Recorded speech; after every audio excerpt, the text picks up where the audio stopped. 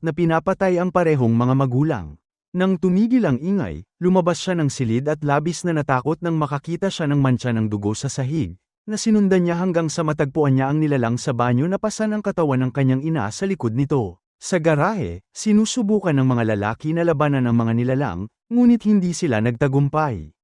Isa-isa, sila ay napatay, at ang mga nakalabas ay sinundan din habang patuloy na lumilitaw ang mas maraming nilalang. Di nagtagal ay nasunog ang garahe at nagawa ni Thomas na itumba ang mga gamit kung saan siya nakatali, nabasag ang kahoy upang makalaya ang kanyang mga kamay. Sa sandaling yun, isang nilalang ang nakakita sa kanya, ngunit bago pa ito makaatake, natamba ito ni Charlotte. Pagkatapos ay tumakbo palabas ang dalawang at nakita ni Thomas ang bahay na nasusunog.